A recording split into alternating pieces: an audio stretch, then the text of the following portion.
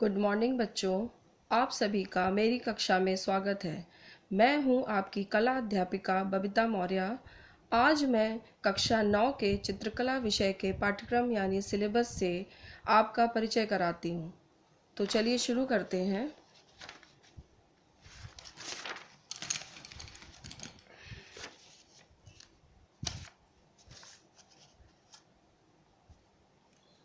कक्षा 9 विषय चित्रकला।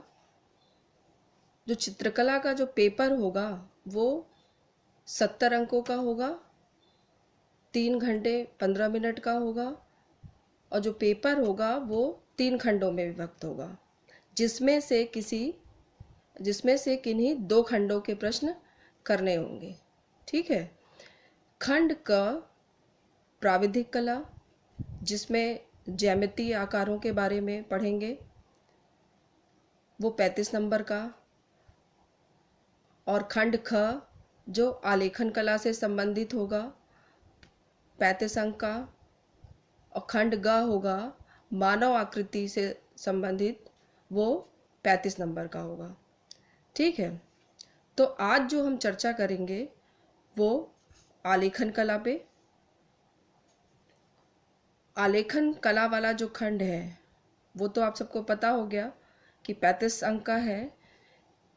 इसमें क्या करना है, इसमें दिए गए वर्ग अथवा आयत में 1 या 2 आवृत्ति के किसी भारतीय पुष्प का मतलब कमल हो सकता है, गुलाब, सूरजमुखी, कनेर, डहेलिया आदि पर आधारित आलेखन वस्त्र पर छपाई के लिए या फिर अल्पना के डिज़ाइन के लिए तैयार करना होगा। इसमें जो चित्र बनेगा वो 2 सपाट रंगों में पूर्ण करना होगा। जो रंग है आपका वो ट्यूब कलर हो सकता है या पोस्टर कलर हो सकता है या फिर केक कलर हो सकता है। ठीक है। और जो दूसरा खंड है वो मानव आकृति से रिलेटेड। ठीक है। ये भी 35 नंबर का है। इसमें हम लोग मानव आकृति के विभिन्न अंगों की प्रैक्टिस करेंगे, पेंसिल से या चारकोल से। ठीक है। इसमें बच्चों का चित्र, बालक हो सकता है, किशोर, वृद्ध पुरुष की आकृति बनानी होगी। ठीक है। और जो प्रोजेक्ट कार्य, इसके अलावा मतलब आलेखन कला और मानव आकृति के अलावा जो है 30 नंबर का, 30 अंक का तुम्हारा प्रोजेक्ट कार्य और आंतरिक मूल्यांकन का होगा। प्रोजेक्ट कार्य 15 नंबर और आंतरिक मूल्यांकन 15 नंबर। इसमें जो है प्रोजेक्ट कार्य का तो 15 नंबर है। इसमें 5-5 करके 3 मासिक परीक्षा के होंगे, जो कि मिलकर के 30 अंकों का होगा।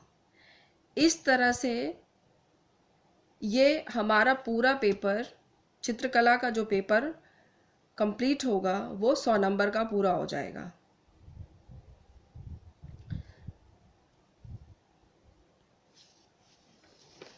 बच्चों, ड्राइंग करने के लिए जिन सामानों की ज़रूरत पड़ेगी, थोड़ा उसके बारे में भी हम तुम लोगों को बता देते हैं।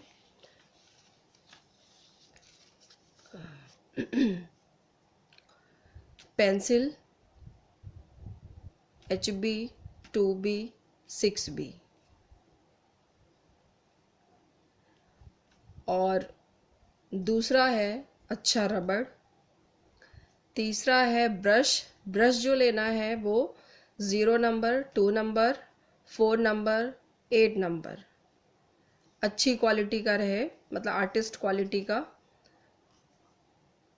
कॉटेज पेपर शीट या जो ड्राइंग की कॉपी तुम लोग यूज़ करते रहे हो वो चलेगा। स्केल वाटर कलर में ट्यूब कलर, केक कलर हो सकता है, टिकिए में आता है कलर बॉक्स में, वो चल सकता है। और पोस्टर रंग शीशियों में आता है। कलर निकाल के मिलाने के लिए कलर पैलेट की ज़रूरत होगी और एक अच्छा ट्रेसिंग पेपर लेना है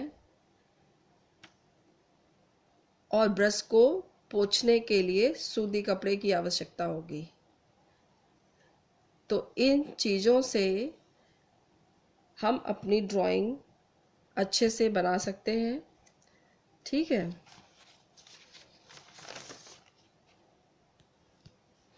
बच्चों थोड़ी चर्चा आज हम आलेखन कला पर कर लेते हैं कि आलेखन कला है क्या।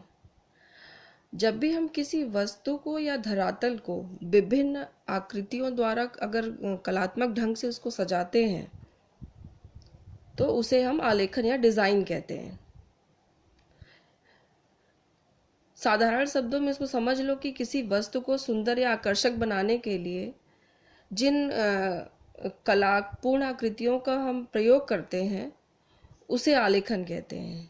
ठीक है, विभिन्न प्रकार के फूलों, पत्तियों और कलियों को अनुपात में संतुलन, गति के आधार पर सुंदर और कलात्मक ढंग से सजाना भी आलेखन कला कहलाता है। ठीक है, आलेखन जो हमारा बनेगा या आलेखन जो होता है वो 4 तरह का होता है। एक तो प्राकृतिक आलेखन, दूसरा है अलंकारिक आलेखन, तीसरा है ज्यामितीय आलेखन और चौथा होता है सूक्ष्म आलेखन। जो प्राकृतिक आलेखन होता है उसमें हम पेड़ पौधे, पत्तियों, फूलों, कलियों आदि को संयोजित करते हैं, वो प्राकृतिक आलेखन होता है। और जो अलंकारिक आलेखन होता है उसमें हम वस्तु को अधिक से अधिक सुंदर बनाने के लिए उसको अपने हिसाब से प्राकृतिक वस्तुओं के जो प्राकृतिक वस्तुएं होती हैं उनका जो वास्तविक आकार होता है उन पे ध्यान न रख करके हम अपने हिसाब से उसको सुंदर बनाने के लिए अपने अनुरूप उसको ढाल लेते हैं, उसके विभिन्न आकारों को। तो वो हमारा अलंकारिक आलेखन हो जाता है। और जो ज्यामितीय आलेखन होता है उसमें हम ज्यामितीय यंत्रों की सहायता से बनाते हैं। उसमें सरल रेखाओं, वक्र रेखाओं, त्रिभुज, वर्गों, वृत्तों, अर्धवृत्तों आदि का प्रयोग किया जाता है। और जो सूक्ष्म आलेखन होता है उसमें तीनों प्रकार के आलेखन, उपर्युक्त तीनों प्रकार के आलेखनों का सम्मिश्रण होता है। जैसे कि मतलब प्राकृतिक आलेखन, अलंकारिक आलेखन और ज्यामितीय आलेखन, इन तीनों का। ठीक है बच्चों, अब अगली कक्षा में हम और डिटेल से इसके बारे में जानेंगे। तब तक के लिए बच्चों धन्यवाद।